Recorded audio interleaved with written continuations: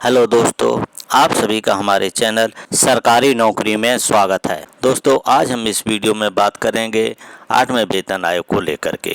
तो दोस्तों, 8वें वेतन आयोग को लेकर अब केंद्रीय कर्मचारी नहीं, नेताओं को भी अब समस्या हो रही है कि आखिर सरकार कोई खेल तो नहीं खेल रही है।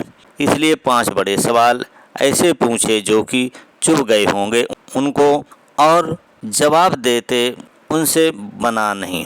और 5 सवालों से 5 सवाल फिर बाहर खड़े हो गए हैं सरकार की मंशा पर। जी हाँ दोस्तों, और ये है 12 अगस्त की बात है, जब आप राज्यसभा के अंदर श्री जावेद अली खान के 5 सवाल पूछे नहीं दागे हैं। हम उनको दागे क्यों कहेंगे? पहले क्या कहा? क्या आपकी मंशा है केंद्रीय कर्मचारियों को 8वां वेतन देने की? क्या आपको उनकी पे और पेंशन और भत्ते बढ़ाने का इरादा है? क्या आपके खजाने में पैसे हैं? यदि सारी चीज़ नहीं है तो फिर क्यों ड्रामा, क्या चुनावी ड्रामा कर रहे हो? और यदि आप कर रहे हो तो कितने गंभीर हो कि 7 महीने हो गए हैं और आपने रटे रटाए जवाब दिए जा रहे हो कि क्या इतनी देरी हो गई है कि 16 जनवरी 2005 के बाद 7 महीने बाद आपने टर्म्स ऑफ रेफरेंस को फाइनल नहीं किया? क्या इसको आप लंबा खींचना चाहते हो? क्यों आपने आयोग की घोषणा नहीं की और आपने किससे सलाह ली है? जरा ईमानदारी से बताने का कष्ट करें। और ये जो सवाल हैं जो हम आपसे कह रहे हैं, फिर हम आराम से पढ़ के सुनाएंगे। और ये सवाल सुनकर शायद ये सवाल उनके पास 10 दिन पहले पहुंचे होंगे, लेकिन जवाब नहीं उन्हें मिला। जब उन्होंने वो दिया जिससे ऐसा लग रहा है कि सरकार की मंशा पर ही सवाल खड़े हो गए हों। अब जैसे ही इन्होंने जवाब दिया, बाहर फिर सवाल उठ रहे हैं। क्या 2029 तक लोकसभा चुनाव, वहां तक सरकार खींचने का इरादा करती है? क्या सरकार रिव्यू कमेटी बिल लाने का जो पहले कह रही थी हर 5 साल बाद, क्या इसमें और कोई बड़ा बदलाव की तो नहीं सोच रही है? उन्होंने क्या कहा? क्या बिहार चुनाव के नज़दीक, यानी अभी है सितंबर अक्टूबर में अगले महीने से, तब ये टर्म्स ऑफ रेफरेंस की घोषणा करेगी? क्या पेटमेंट फैक्टर 3 के नीचे होगा? यदि आप सरकार ऐसा कुछ नहीं करती तो क्या आप आंदोलन करोगे? सारे सवाल, ये बाहर सवाल आए तो अंदर के सवालों की बात करेंगे, जवाबों की बात करेंगे। बाहर सवाल बनते हैं कि क्योंकि लाजमी है कि सरकार ये लीपापोती करने में माहिर है। बड़ी बड़ी बातें कह दिया, बड़े बड़े प्लेटफॉर्म से चिल्ला दिया, हम आपको 15 लाख रुपए देंगे, हम आपकी नोटबंदी करेंगे, हम काला धन लेके आएंगे, हम क्या बोलते हैं भ्रष्टाचार खत्म कर देंगे, और जिन्होंने भ्रष्टाचार किया है कांग्रेस, वो जेल में डालेंगे। आप ईमानदारी से बताना, आप भले किसी पार्टी का सहयोग कर सकते हो, हमें पार्टी पॉलिटिक्स से मतलब नहीं है। क्या आपने नोटबंदी से किसी को फायदा हुआ?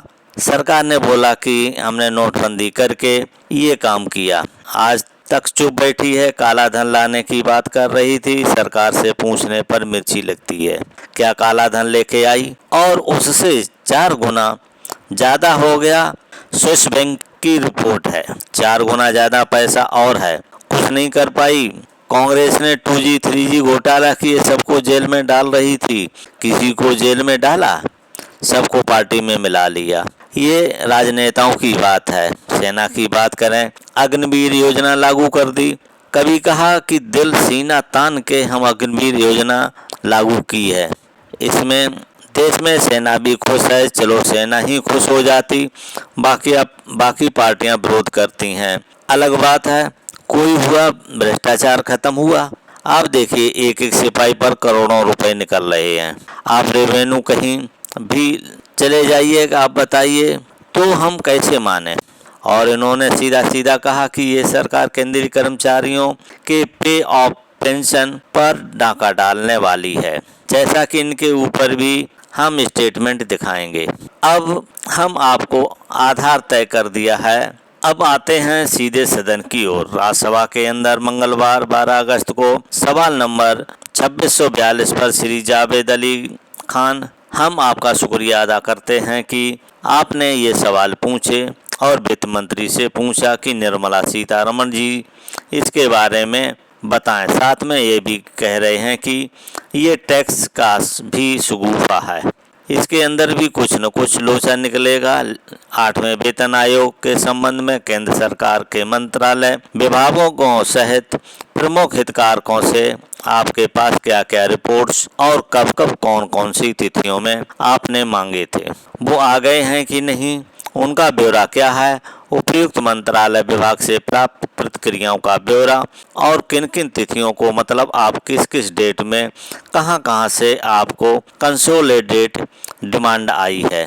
सरकार द्वारा लगभग 7 महीने बीत जाने के उपरांत आयोग को असूचित न किए जाने का कारण क्या है? क्या केंद्र सरकार के पास राजकोषीय स्थिति 8वें वेतन के अनुरूप नहीं है, मतलब पैसा नहीं है? यदि हाँ तो फिर कमजोर राजकोषीय स्थिति के लिए जिम्मेदार कारण क्या है?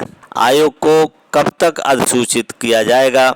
अध्यक्ष कब नॉमिनेट होंगे? सदस्यों की नियुक्ति कब तक की जाएगी? यानी 21 जुलाई से 21 अगस्त तक चलने वाला मानसूत्र, इसमें ज़बरदस्त चीज़ें उठ रही हैं। और सरकार को आपने देखा होगा कि ऑपरेशन सिंदूर में क्या जवाब दिया, ट्रंप ने क्यों सीज फायर किया, ट्रंप का नाम ले दो नहीं लिया, तमाम चीज़ें गोलमोल होती नज़र आ रही हैं। इसके ऊपर भी टोटल गोलमोल जवाब दिया, यानी पहले तो जवाब ही नहीं होगा। अब पढ़ते समय भी उनको ऐसा लग रहा था कि हम शायद ये पढ़ रहे हैं, उनका दिल नहीं कर रहा था। दिनांक 17/1/2025 के माध्यम से रक्षा मंत्रालय, गृह मंत्रालय, कार्मिक प्रशिक्षण सभी राज्यों से आयोग से 8वें वेतन आयोग के विचार विषय के लिए इनपुट मांगे थे। उन्होंने कहा मिनिस्ट्री ऑफ डिफेंस से भी मांगे थे, बिल्कुल मांगे हैं, 30 अप्रैल तक देने थे, पहुंच भी गए हैं। ये भी उसका ड्राफ्ट आ गया है। मिनिस्ट्री ऑफ डिफेंस ने पॉइंट दिया है कि बिल्कुल सीधे हमारे को मिलिट्री सर्विस पेपर विचार करना चाहिए, मिलिट्री सर्विस पेपर विचार करना चाहिए, हमारा फिटमेंट फैक्टर अलग होना चाहिए मिलिट्री सर्विस पे को। उन्होंने कहा कि आप पेंशन बेनिफिट में लीव इन कैश वगैरह में जोड़ना चाहिए। लीव इनकैशमेंट का दायरा 300 से 400 या 500 कर देना चाहिए। हमारे 24 घंटे की नौकरी तमाम उन्होंने व्यवस्थाओं को कुछ अलाउंसेस के बारे में भेजा था, वो हमने आपको बता दिया। और दूसरा इन्होंने कहा कि मांगे इनपुट सभी से प्राप्त हो रहे हैं, इसकी आधिकारिक अधिसूचना तथा समय पर जारी की जाएगी, यानी सारी चीज़ें हो रही हैं, हम आपको बता देंगे। सरकार द्वारा 8वें वेतन आयोग के गठन का निर्णय किया गया है और पैसा है ही नहीं, ऐसा सवाल ही नहीं है कि पैसा हमारे पास बहुत है, कर्मचारियों को देने के लिए प्रश्न नहीं उठता है। उन्होंने कहा आधिकारिक सूचना तथा यथासमय जारी की जाएगी। सरकार द्वारा 8वें केंद्रीय वेतन आयोग की सूचना जारी होने के बाद 8वें केंद्रीय वेतन आयोग के अध्यक्ष और सदस्यों की नियुक्ति की जाएगी। इन्होंने कहा कि यथासमय पर वो कौन सी यथासमय है किसी को नहीं पता है, बार बार ऐसे कहते हैं कि यथासमय पर उचित कार्रवाई, उचित समय पर उचित निर्णय। समय मतलब ये इस तरह महाभारत में एक समय सब कुछ जानता है, इनके पास कोई सॉलिड जानकारी ही नहीं है। यदि आपके पास इसमें कुछ लग रहा है कि नहीं है तो आप ज़रूर कमेंट कर सकते हो। अब बाहर के सवाल उठते हैं, 5 सवाल अंदर के थे, 5 बार क्या 2019 तक लटकेगा मामला। बोला बिल्कुल सब सवाल, क्या ये सरकार पहले 8वां वेतन आयोग लाना ही नहीं चाहती थी? पे पेंशन रिव्यू कमेटी कर रही थी, उसी पे तो नहीं काम कर रही है? क्या बिहार चुनाव के आसपास सरकार कोई लॉलीपॉप दे सकती है? 8वें वेतन आयोग के ऊपर क्या फिटमेंट फैक्टर 3 से नीचे होगा तो आप लोग क्या करेंगे? लेट लतीफ़ी किसी आंदोलन को जन्म दे सकते हैं? ये सारे सवाल पूछे गए हैं और इसके जवाब दिए जेसीएम यानी बड़े अधिकारी हम इसलिए बोल रहे हैं कि लगातार यूपीएस को लेकर हो या तमाम चीज़ों को लेकर सीधे सीधे माननीय प्रधानमंत्री जी से मिलते हैं, गले मिलते हैं, स्वागत करते हैं, नीचे मंत्रियों से मिलते हैं और इनकी बहुत इज्जत होगी, क्योंकि उनका त्याग बलिदान यानी कर्मचारियों के लिए संगठन है शिव गोपाल मिश्रा जी। शिव गोपाल मिश्रा जी ने क्या कहा है, ताकि आप लोगों को लगे कि जो हम कह रहे हैं कहाँ तक इस व्यक्ति का कद कितना ऊपर है। तो मानने वाली बात है। आज केंद्र सरकार के कर्मचारियों के लिए बड़ी खुशी का दिन है, क्योंकि 20 साल की जो संघर्ष है वो रंग लाया है और माननीय प्रधानमंत्री जी ने स्वयं संज्ञान लेकर के national council JCM staff side की स्टैंडिंग कमेटी की मीटिंग बुलाई ही और जो नेगोशिएशन है हम लोगों के चल रहे थे सोमनाथ कमेटी के साथ, उसके आधार पर एक जो मुश्किल फैसला लेने का काम जो है वो कल माननीय प्रधानमंत्री जी के द्वारा हुआ, उनकी कैबिनेट के द्वारा हुआ।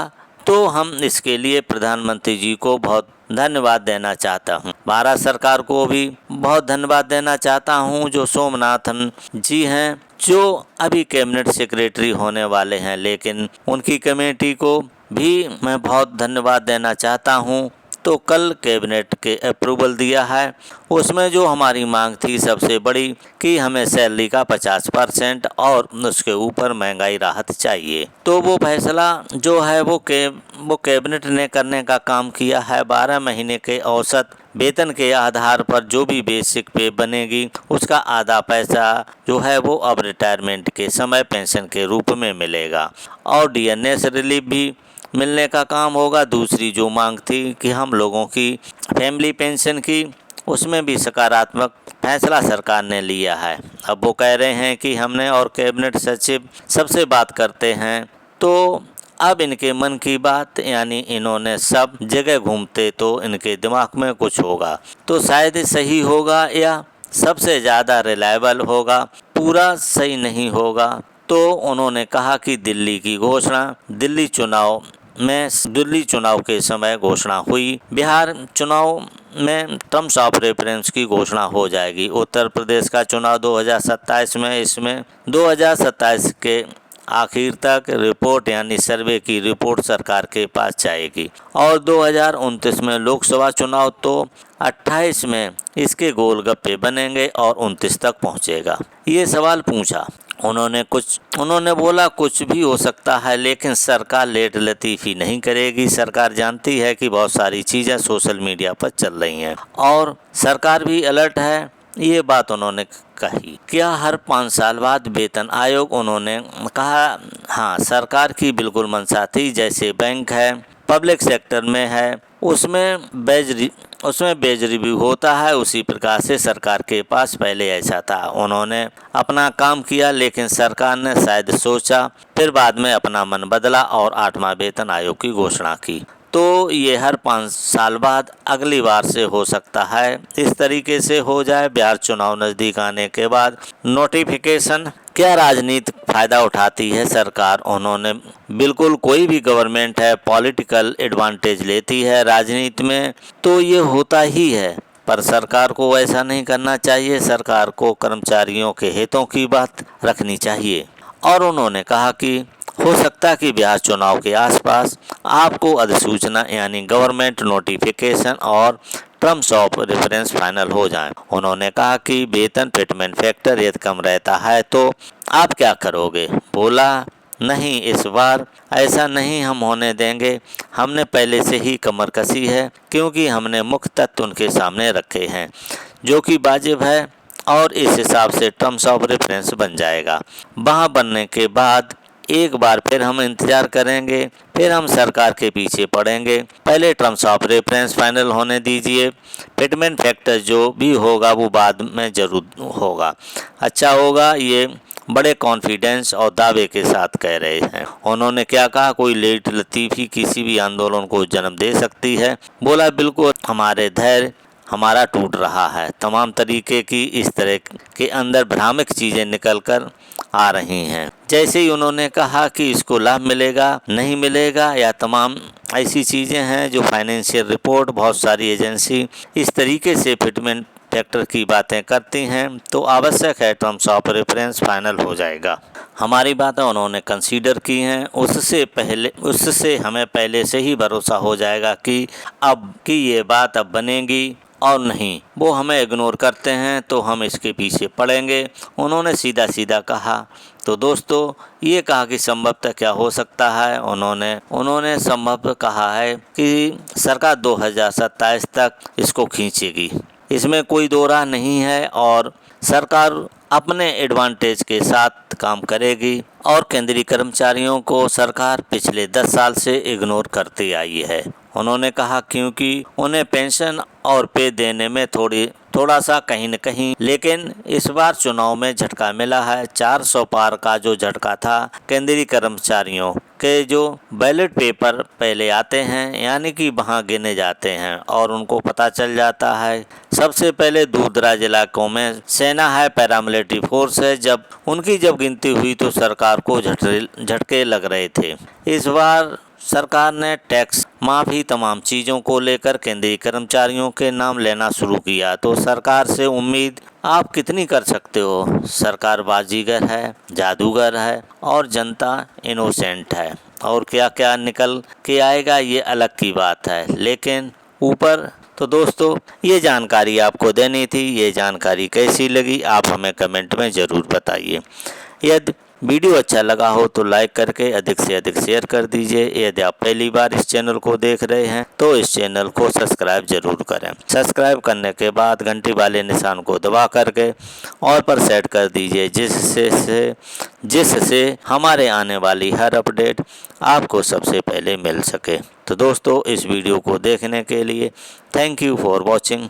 अब मिलेंगे नेक्स्ट वीडियो में नई जानकारी के साथ।